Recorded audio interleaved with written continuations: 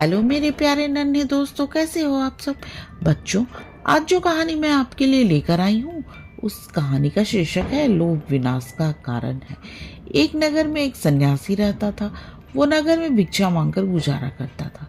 भिक्षा में मिले अन्न में से जो बच जाता उसे सोते समय अपने भिक्षा पात्र में रखकर खूंटी पर टांग देता था। सवेरे वो इन बचे हुए अन्न को मंदिर में सफाई करने वाले को बांट देता था। एक दिन उस मंदिर में रहने वाले चूहों ने आकर अपने राजा से कहा, हे स्वामी, इस मंदिर का पुजारी रोज रात को बहुत सारे पकवान अपने भिक्षा पात्र में रखकर खूंटी पर टांग देता है। आप आहार के लिए व्यर्थ ही उधर उधर भटकते हैं। हम तो उस पकवान तक पहुंच नहीं पाते, किंतु आप तो समर्थ हैं, आप उस भोजन तक पहुंच सकते हैं।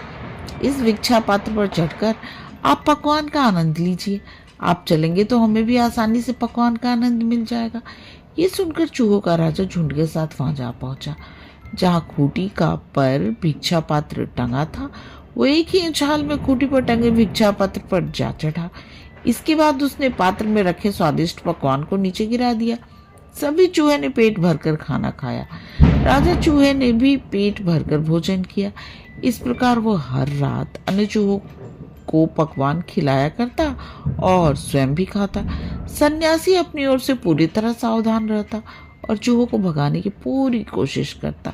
लेकिन जैसे ही उसे नींद आती, चूहा राजा अपनी सेना लेकर पहुंच जाता और भिक्षा पात्र में रखे हुए भोजन को चट कर जाता।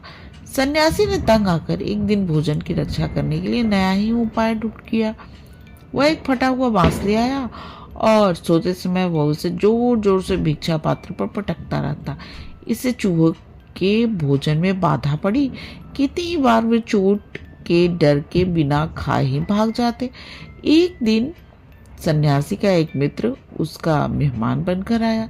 रात को दोनों भोजन करके लेट गए। मित्र धार्मिक कथाएं सुनाने लगा, किंतु सन्यासी का मन चूहों को भगाने में लगा था।